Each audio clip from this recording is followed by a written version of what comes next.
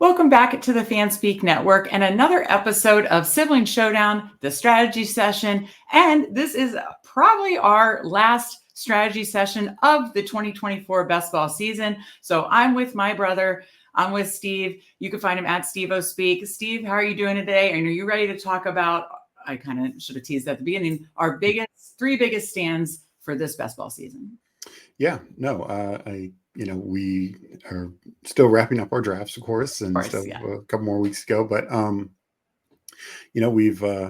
we stuck by these strategies all year. You've heard them, throughout our different shows, a number of things, and in some of the articles we've written. But these are the stands we're taking, and they paid off. They're kind of similar to some of what we did last year, and some is different based on how the drafts are shaping up this year.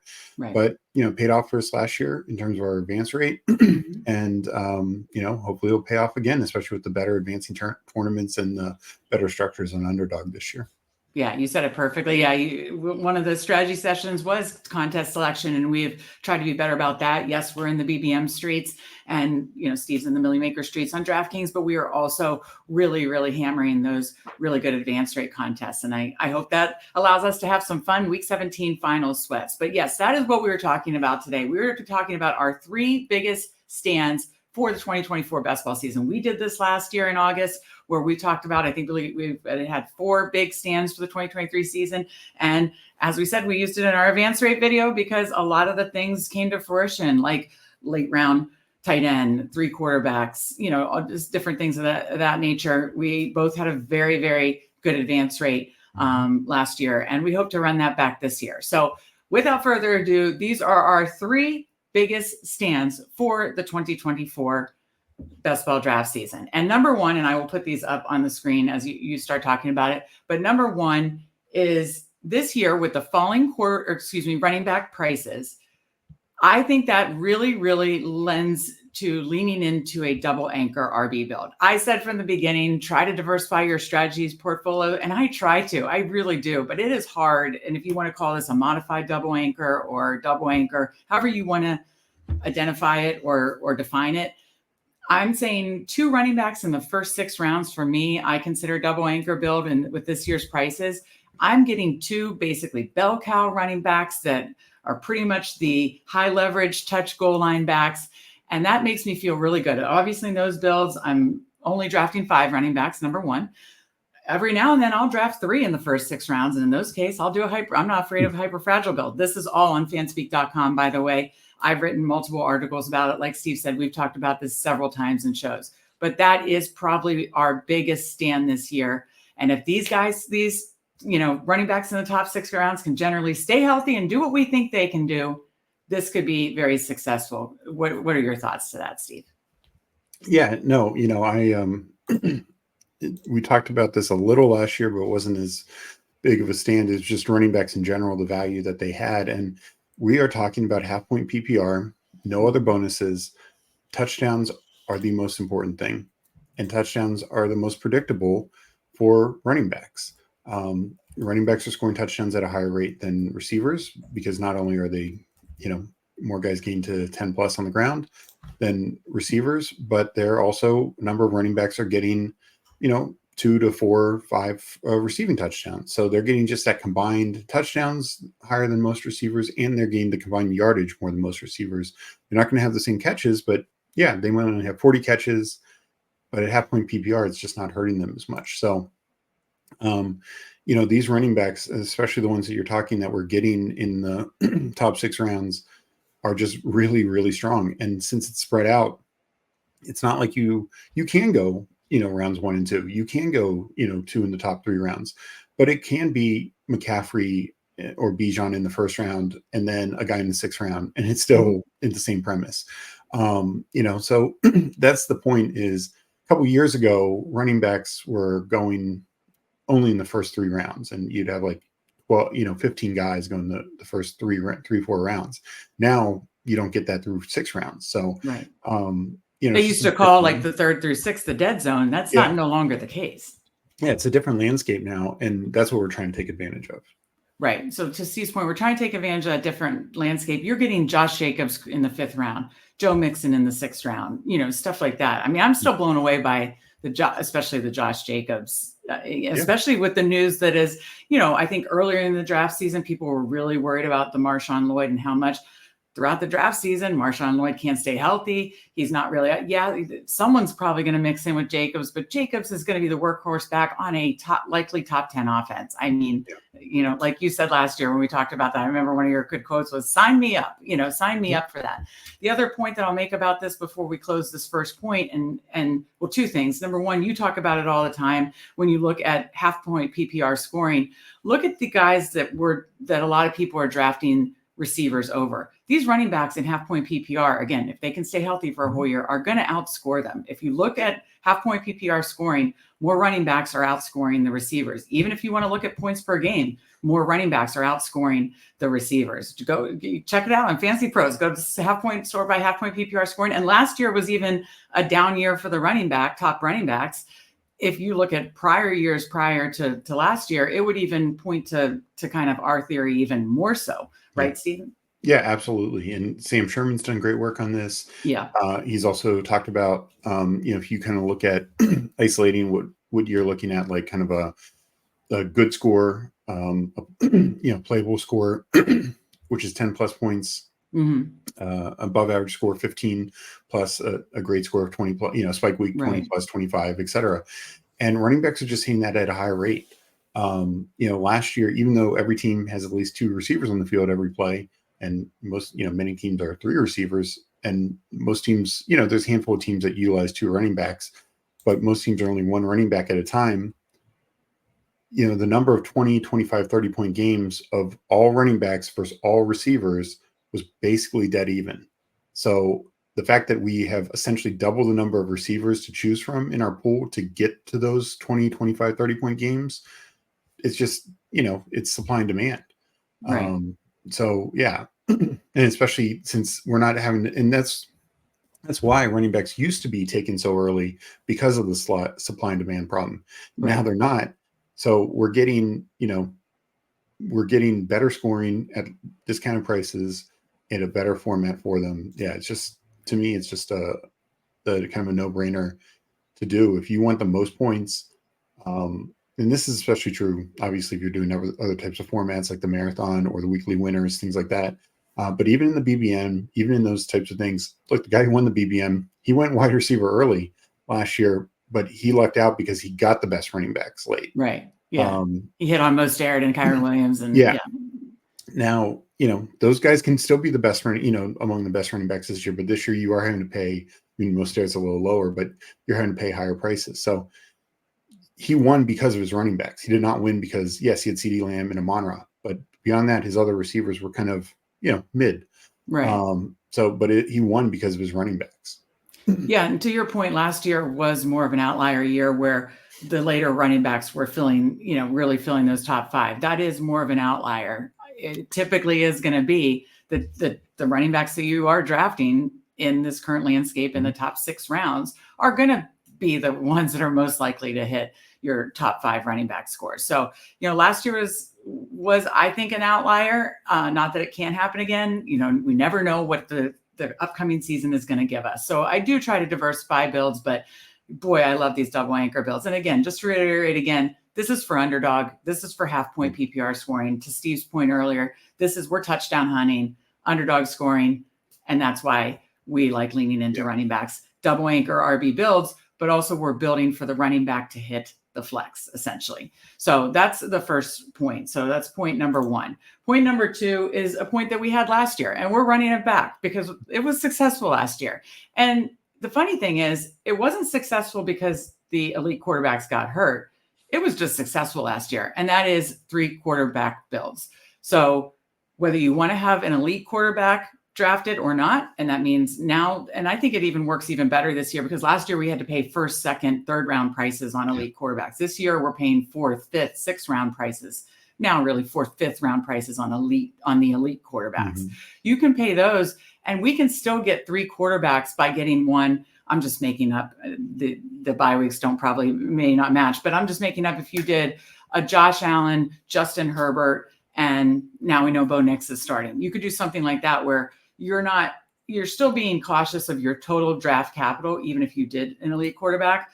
Now there are so many quarterbacks in that, like, honestly, round 6, 7 to around like 13. So even if I don't get a quarterback, I'm fine with like a Dak, Herbert, Aaron Rodgers or something like that. To me, it's like I still feel like I can hit my ceilings. Dak was a QB3 last year. So I just think there's a lot of ways you can approach the 3 quarterback build. 3 quarterback build was a big stand last year on all data. If you check out Mike Leone's updated data from his Best Ball Manifesto, 3 quarterback builds were very successful, very plus EV, obviously stacking them up. And then obviously, stacking them up and then stacking them if you're able to get playoff run backs, that makes sense, then that can be powerful. That's all in. Check that out on the course of Established to Run. But we felt that way. The 3 quarterbacks are very powerful for multiple reasons.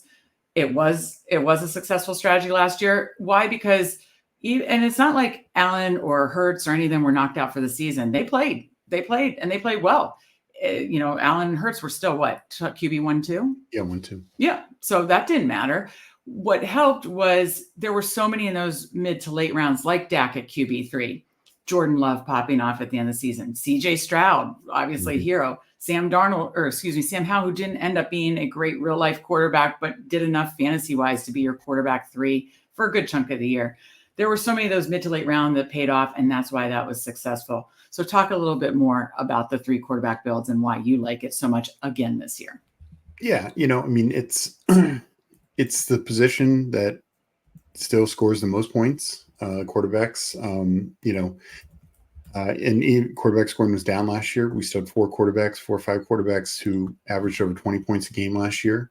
And these guys, and that's why people say, oh, you can wait because there's not a big difference, but there ends up being a big difference. And it's also, it helps in a couple of different ways. One, in the regular season, you're competing against your league, the other 11 people you're drafted with. Right.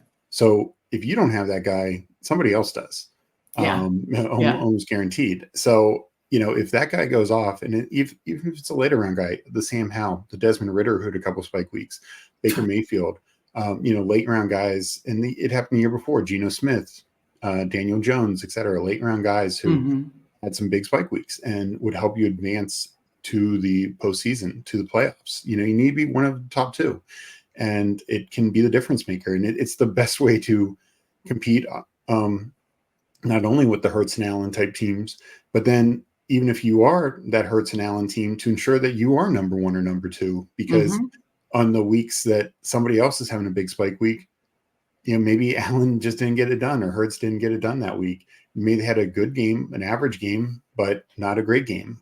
So you're wanting to maximize your score, and with that, and just to touch on it, reiterate what you said is, on those teams when you are taking an elite guy, still be wary of your draft capital. You don't need to go back and take Allen and then come back 3 rounds later and take CJ Stroud. That sounds great on paper, but that's a lot of draft capital. It's probably better to do what you said, like take Herbert, take a late round guy, a Bo Nix, whoever it is late, Sam Darnold, whatever. And so it helps there. And then where it also can make you unique is once you get to the postseason, because now you have 3 different quarterback stacks in the postseason in your pod. And whether you're in a big pod like the BBM or one of these smaller pods like some of the other tournaments, being unique is being unique. And that can be enough. As much as we want to think that, we know that Allen and Hurts are going to be consistently like top 5 quarterbacks, but there's plenty of weeks where they're 5 and you want the number 1 quarterback. And we've seen it, we've seen backups to it. We saw Aiden O'Connell have a good game last year. We see, like I said, Baker Mayfield, I think it was the first week of the playoffs last year. He was like quarterback 2. Goff, Goff had a big game.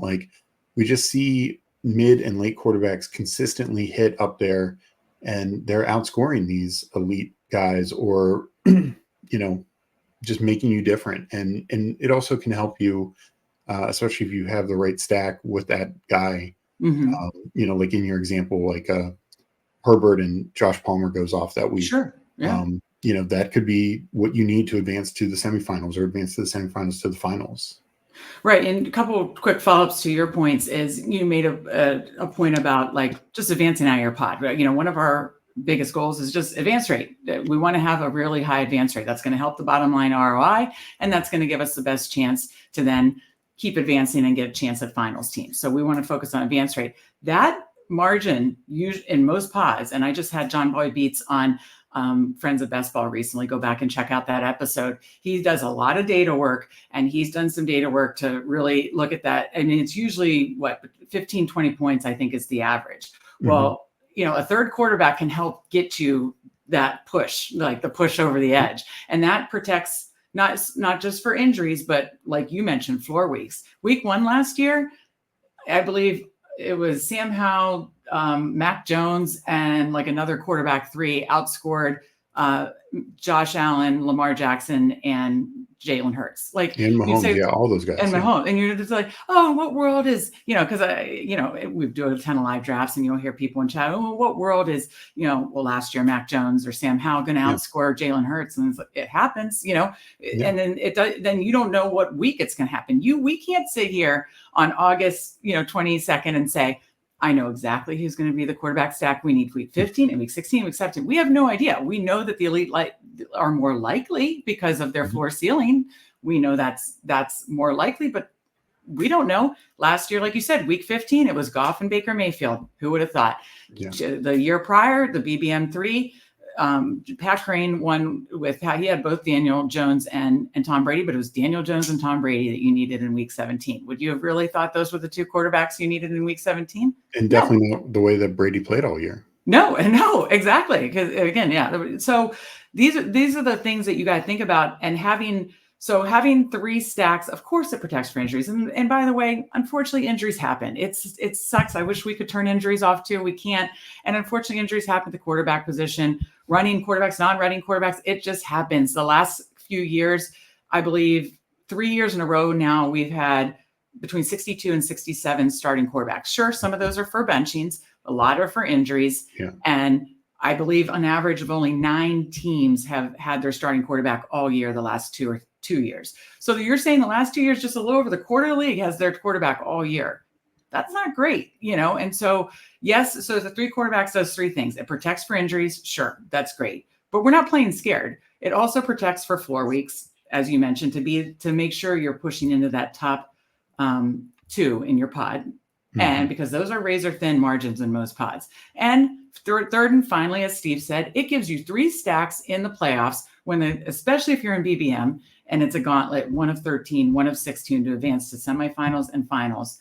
You're going to need that quarterback stack that pops off. And maybe, like Steve said, maybe it's not your Josh Allen team. Maybe it's your Herbert, stack that pops off. And by the way, and I'll say one other thing. If you do have a small injury, I'll hear people say, well, I'm betting on Lamar or I'm betting on Allen to be my guy. If they get hurt, I'm done. Well, sure. If they go out week 1, that team's probably not looking so hot. Yeah. But what if Allen or Lamar or Jalen Hurts gets popped for 4 to 6 weeks? I had it happen in my BBN 3 finals team. 2 other quarterbacks may sustain you during a shorter time period out to then help push you through. And then you're pushing through a lower owned quarterback. Same thing in the playoffs. If for some reason, then let's just use that same lineup example of Allen, Herbert, and Bo Nix. Let's just say that Allen has a terrible week 15, but Nix or Herbert has the week 15 that you want. If you're dragging through a lone Allen into the week 16 or 17, that's incredibly powerful, right? Yeah, absolutely. And also, when we're looking at, our total ROI and things like that, like just getting these teams, most of the contests, just getting these teams from the playoffs or from the regular season to the playoffs, that's going to help that.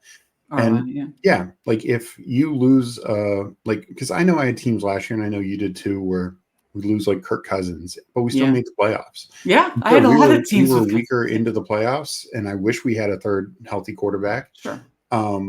And maybe that would have helped our advance rate going forward. But hey, I'll still take that, that money for my ROI. That's why I was profitable last year. Right. But I would rather that than have a 0, get a 0.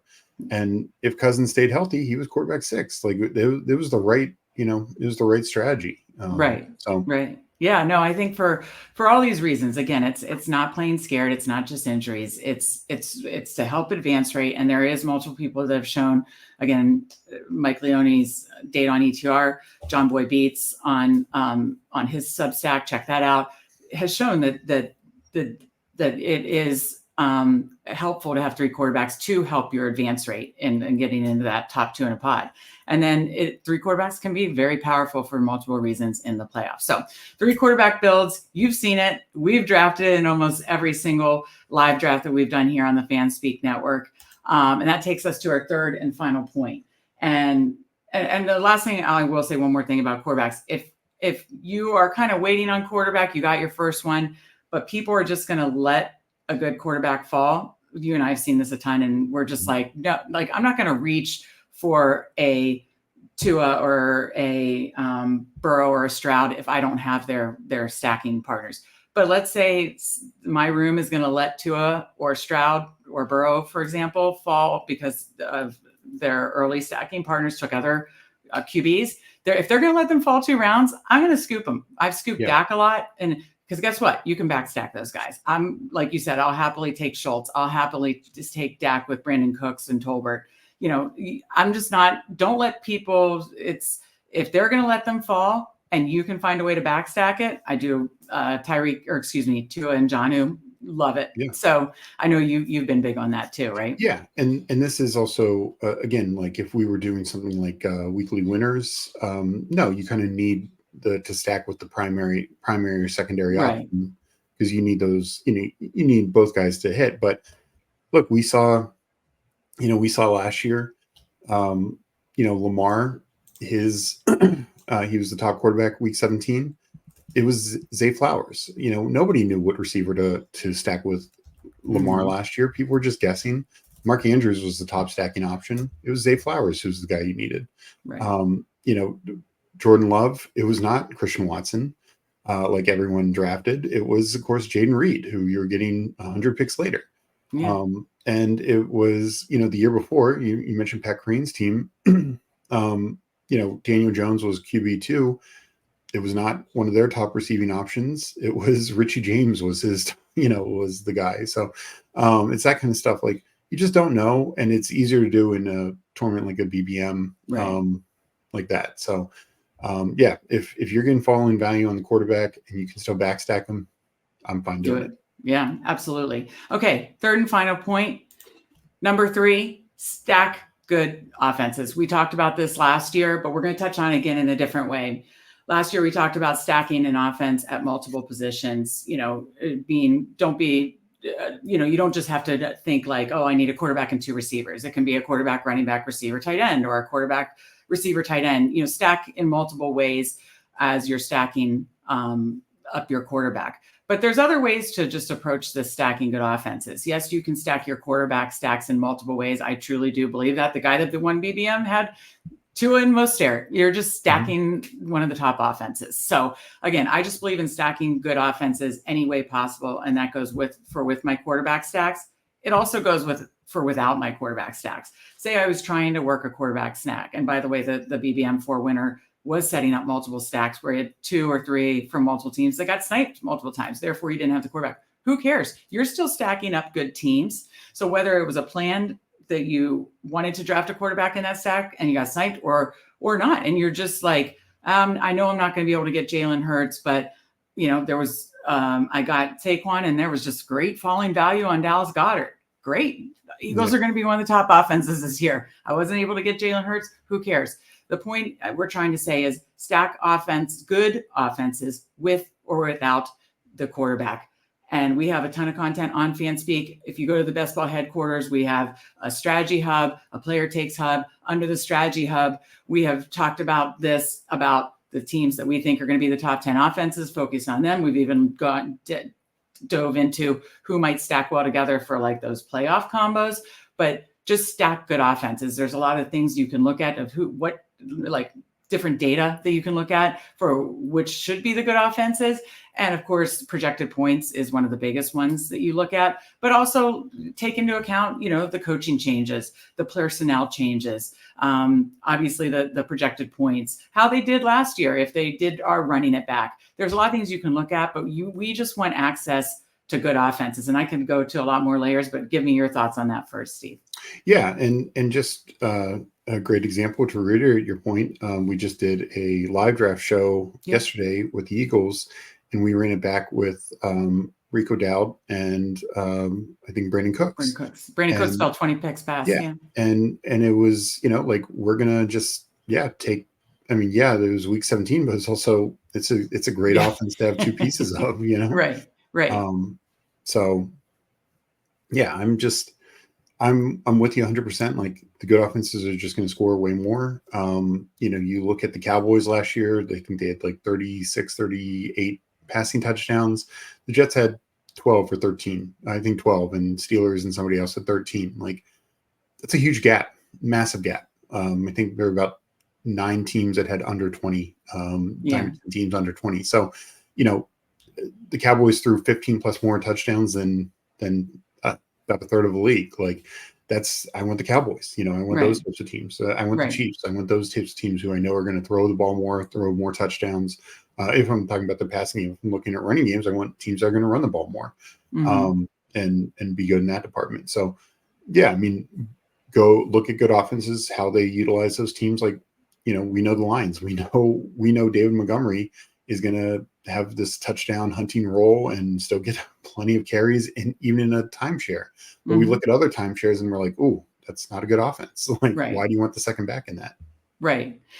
So yeah, again, we're just absolutely looking to target good offenses or potentially undervalued offenses. Obviously, the undervalued offense last year was the Texans. Unfortunately, I'll admit it, I was not really on the Texans last year, outside of the one who failed. I was on Dameon Pierce last year. That did not work. I was not on the Texans passing game enough last year. So look for the undervalued offenses this year. Personally, we think it could be the Tennessee Titans, or quite honestly, the Los Angeles Chargers. It's crazy to say that they're being undervalued, but they are. Look for those undervalued offenses. Another two that pop off the top of my head are offenses that we haven't seen these quarterbacks in the offenses yet, in Aaron Rodgers and Kirk Cousins. These are absolute top 10 fantasy quarterbacks and also talent elevators. They're going to elevate all the talent around them. I know people say they're old, they're coming off Achilles injuries.